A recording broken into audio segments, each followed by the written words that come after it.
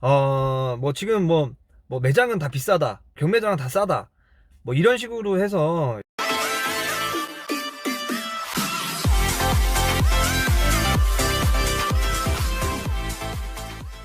자, 안녕하세요. 경매하는 형아입니다. 오늘은 이렇게 좀 경매가 좀 일찍 끝났어요. 일찍 끝나서 집 앞에 와서 여러분께 또 좋은 정보를 드리려고 이렇게 영상을 찍고 있습니다. 자, 오늘의 주제는 자동차 매장과 자동차 매매 상사와 자동차 경매 대행으로 경매장에서 차량을 구했을 때의 차이점이나 아니면 장단점을 좀 알기 쉽게끔 좀 풀어드리려고 하는데요. 어디든 다 장단점은 있기 마련이에요. 어디가 좋다, 어디가 뭐 맞다, 이런 거는 사실상 뭐 제가 말씀드리고 싶은 건 아니고요.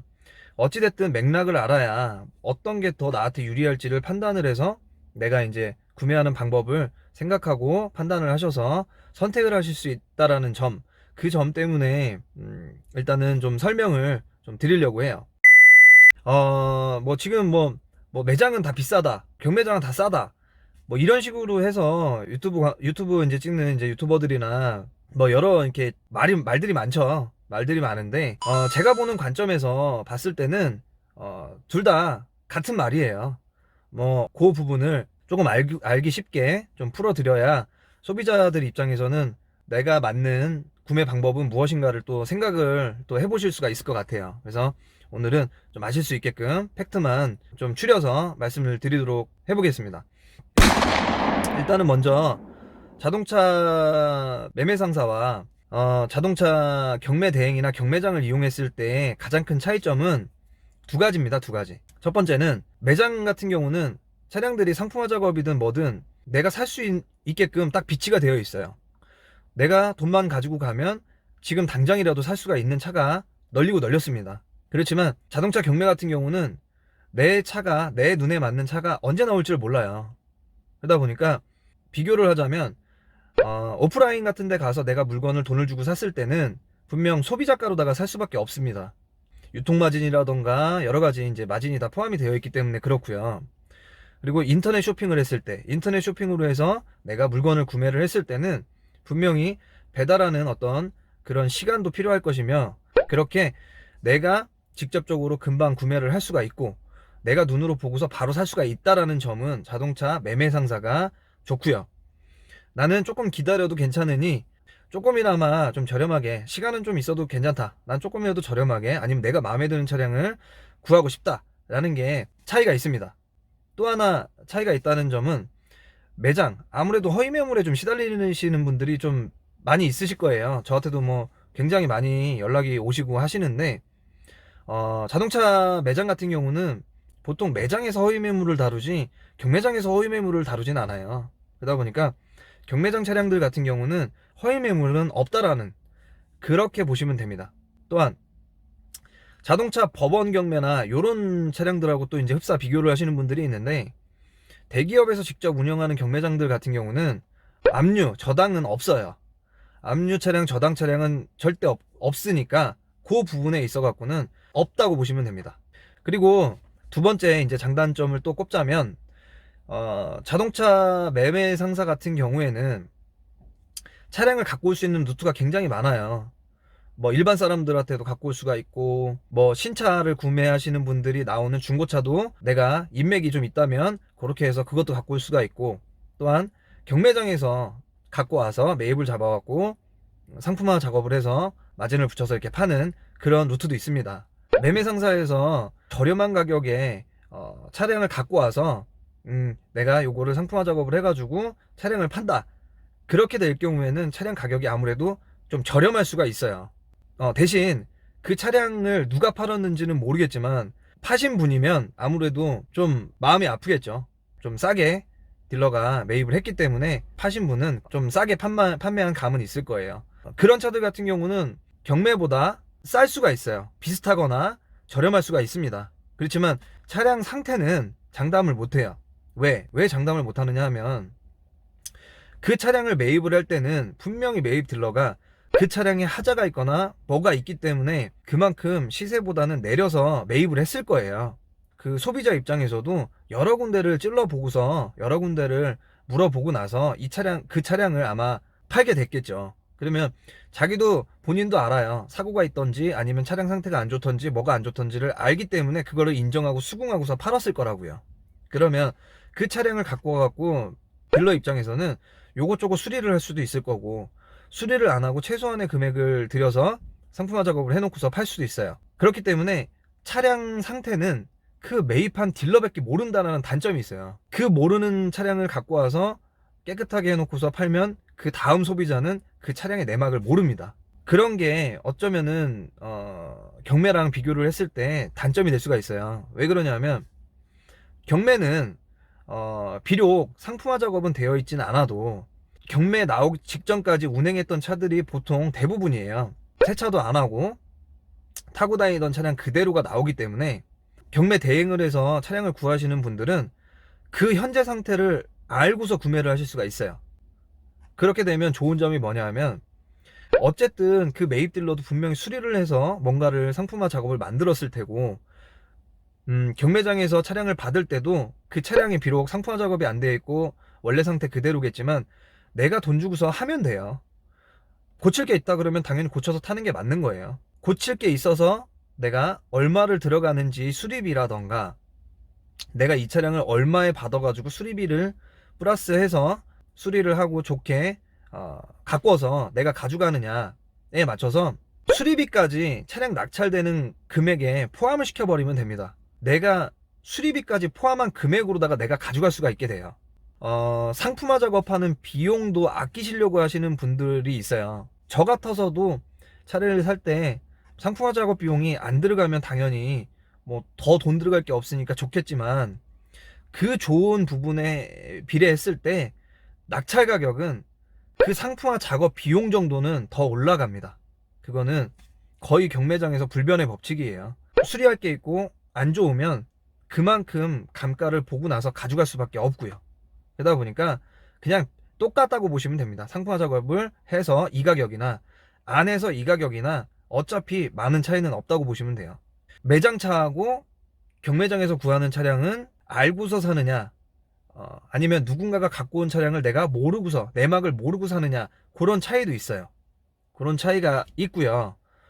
자, 그리고 금액적인 부분도 궁금해하실 분들이 많으세요. 금액적인 부분에 대해서는 저는 이렇게 말씀드리고 싶어요.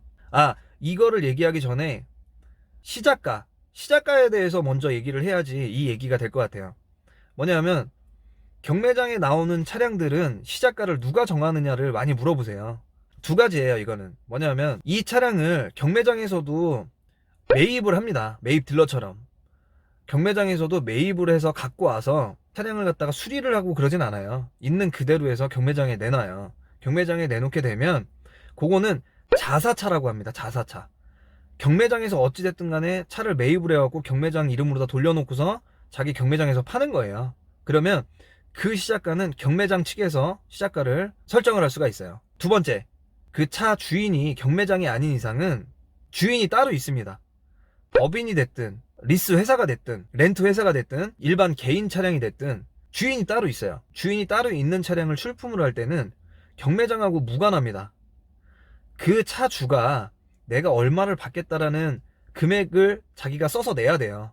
뭐 시작가는 얼마면 내가 1650에 시작가를 할 거고 내가 1700 이상이 넘어가면 내가 팔겠다라는 희망가라는 거, 두 가지를 써서 제출을 해야지만 경매장에서 그 금액대로다가 경매장에서 올려주는 거예요. 그렇기 때문에 일반 개인분들은 나는 차량 가격을 엄청 많이 받고 싶어 하겠죠. 자사차들 같은 경우는 어찌됐든 갖고 온 금액보다는 높이 판다라는 그 부분이 달라요. 그래서 비교적 경매장에서 갖고 온 차량들은 비교적 가격은 조금 저렴하게 이제 시작가가 형성이 되고요.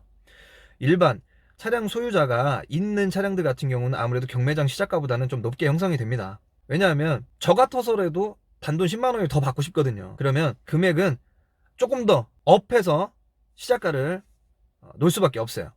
자, 그렇게 됐을 경우 경매를 통해서 차량을 매입을 하거나 경매를 통해서 경매 대행을 통해서 차량을 구입하시는 분들은 잘 들으세요. 자, 자사차 같은 경우는 시작가가 저렴하게 형성이 되지만 차가 좋으면 올라가요.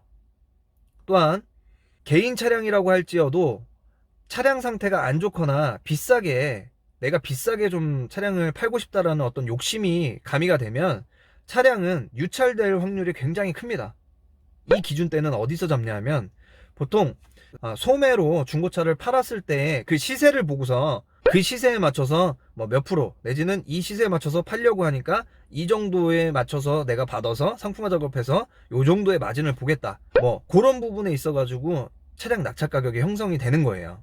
그래서 그런 부분에 있어 갖고 설명은 지금 드린 거를 참고하면 되겠고요. 자, 그러면 경매장에서의 낙찰 가격과 매매 상사에서 차 파는 가격과 뭐 틀리냐, 뭐 경매장이 더 비싸다, 경매장 차가 더 안 좋다, 뭐 여러 가지 의견이 많습니다. 근데 이건 어디까지나 단편만 본 거예요.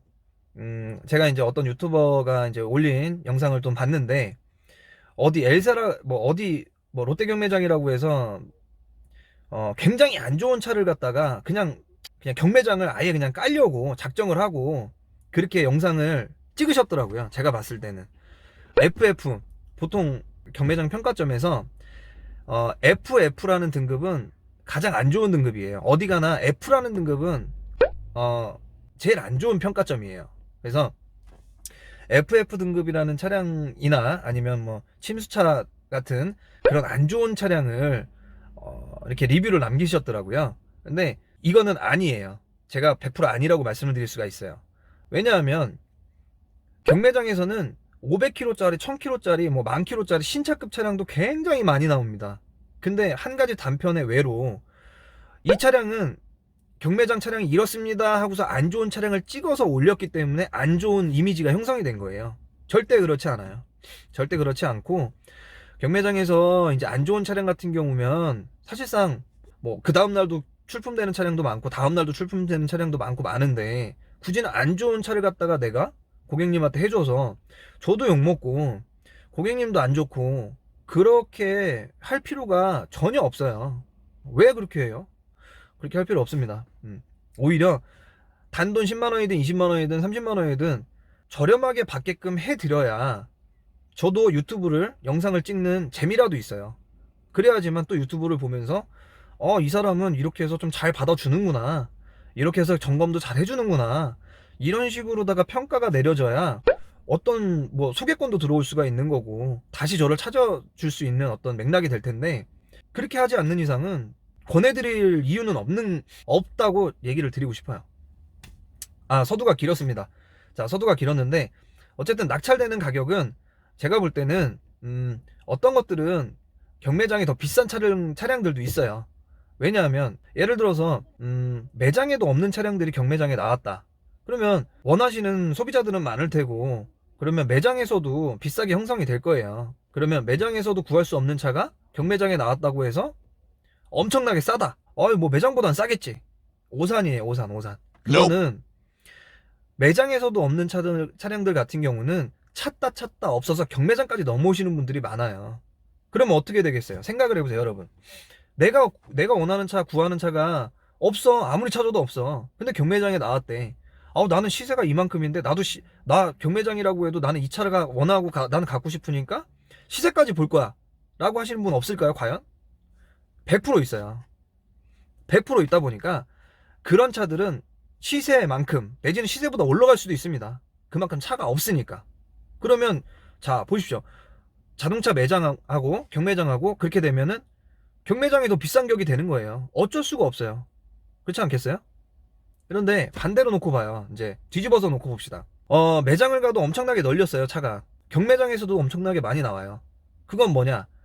많은 사람들이 이용을 하고 많은 사람들이 그 차량을 선호를 한다는 얘기예요. 즉, 밖에서 많이 돌아다니는 차들 같은 경우는 잘 만들어졌고 누군가 원하는 차고 누군가 선호를 한다는 얘기예요. 그만큼 신차로 구매하는 사람들도 많고 그만큼 중고차로 나올 수 있는 확률도 많아요. 그러면 어떻게 되죠? BMW 같은 경우 520D 진짜 센세이션 했죠. 예전에 11년도 막 12년도 진짜 없어서 못 팔 정도로다가 엄청나게 많이 팔렸습니다. 그랜저 HG 엄청나게 팔렸고 지금도 중고차 매장에서는 탑 찍고 있습니다. 그런 차들을 봤을 때는 매장에서도 얼마든지 구할 수 있습니다. 얼마든지 많고요. 자, 그럼 경매장에서는 없을까요? 엄청나게 많습니다. 엄청나게. 아주 그냥 엄청나게 많이 보실 수 있어요. 가스차? 아유, 뭐 더 많습니다. 더 엄청나게 더 많아요. 그렇게 사람들이 선호하는 차량들은 중고차 매장에서 사시든 경매에서 사시든 얼마든지 엄청나게 많이 볼 수가 있습니다. 다만 아까 같이 특별한 경우가 아니고서야 경매사가, 뭐 저도 경매사지만 저 또는 더 능력 있는 경매사들도 있어요. 그런 분들이 중고차 소매 시세 모를까요? 다 알고 있어요. 이러면 그 소매 시세에 맞춰서 어찌됐든 간에 50만 원이든 100만 원이든 간에 조금이라도 진짜 하물며 진짜 뭐 시세에 맞춰갖고 봤더라도 더 좋은 차, 더 하나라도 옵션이 좋은 차를 권해드리려고 많은 노력을 할 거예요. 그러다 보니까 뭐 예산에 맞춰서 도전을 하시다 보면 예상치도 않는 금액에 걸려요. 그런 거를 노리시는 거예요, 경매는. 그냥 무턱대고 막 내가 예산은 요만큼인데 이 차가 너무 좋아. 그렇다고 예산을 늘려서 받으면 따라가서 받게 되면 재미없어요. 재미없고요. 정말 안 될 예산이면 아예 그냥 인정을 하고 예산을 올리시던가 아니면 아예 인정을 하고서 연식이든 뭐든 좀 내려서 보세요. 그게 오히려 서로 편하게 돼요. 차량 구해주는 사람도 편하고 차량 사시는 분도 스트레스가 없으실 겁니다. 자, 그러면 이제 요약을 해볼게요. 자동차 매매 상사의 차량들, 그리고 경매 차량들. 자, 장단점은 제가 다 지금 말씀을 드렸어요. 자, 그러면 여러분이 선택을 할 때 나는 조금 뭐 경매가 맞겠다, 내지는 뭐 중고차 매장이 낫겠다, 대충 감이 오실 거예요. 예, 대충 감이 오실 거고, 그리고 매장 같은 경우는 얘기를 해서 같이 조율을 해서 뭐 깎아주면 아이고 아이고 감사합니다 하고 가져갈 수가 있어요. 그거는 또 깎아주는, 그러니까 그 차주 마음이겠죠. 뭐 10만 원을 깎아줄 수도 있고 100만 원을 깎아줄 수도 있고 차주 마음이에요. 그렇지만 정말 차도 자신이 있고 괜찮아, 그래서 나는 이 가격 못 받으면 안 돼라고 생각하는 차들도 있을 거예요. 그런 차들은 그냥 놓으면 팔리거든요.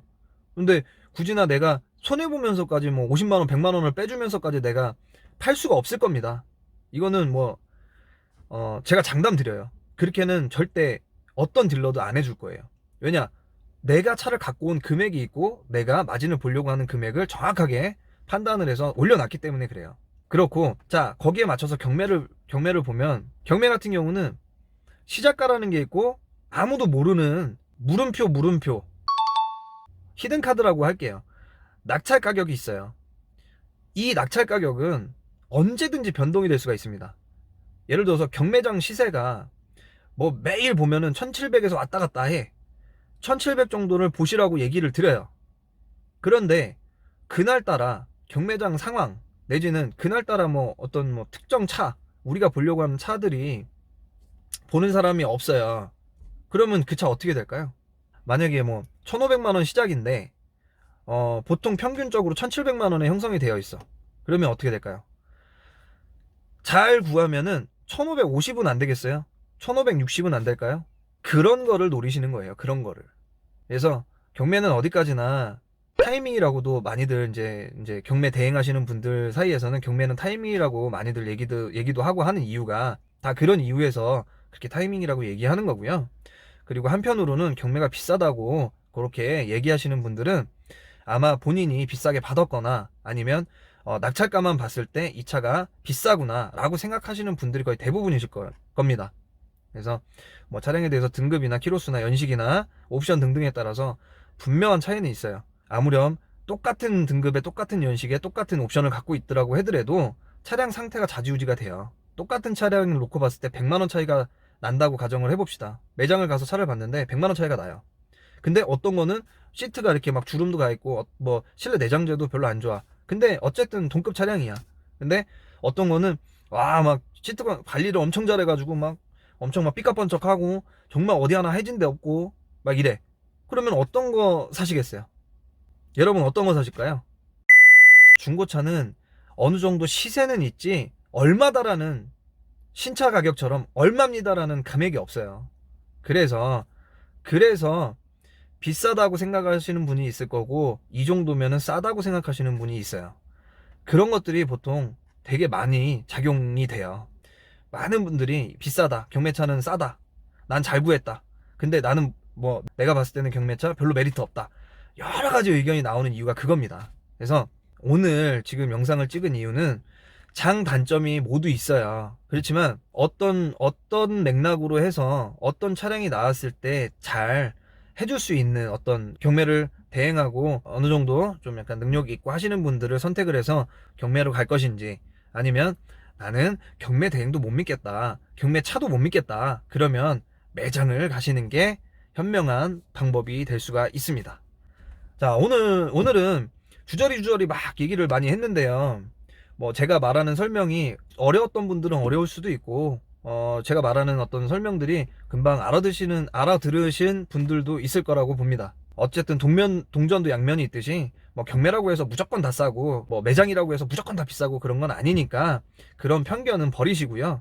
내가 경매를 통해서 구하려면 어찌됐든 간에 내가 차를 알고 산다라는 거, 그리고 내가 알고서 시세 비교해봐갖고 요 정도 금액이면 내가 할 수 있다라는 어떤 틀을 맞춰놓고서 하면 경매만큼 좋은 건 없다는 거, 제가 그거는 장담합니다. 뭐 매장차하고는 사실상 경매랑은 비교가 될 수밖에 없어요. 그만큼 좀 더 저렴하고 좀 더 안전하고 믿을 수 있는 차량은 경매 차량이라고 저는 얘기를 드리고 싶네요.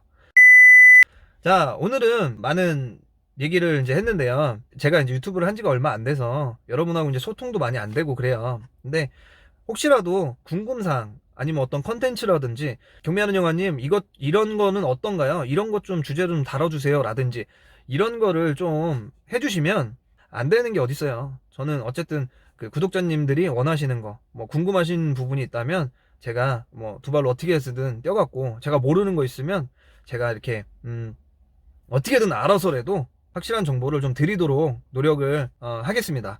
댓글이나 이런 거 좀 남겨주시고요. 그리고 구독과 좋아요, 알림 설정은 센스 있게 한번 부탁을 드리겠습니다. 오랜 시간 시청해 주셔서 감사하고요.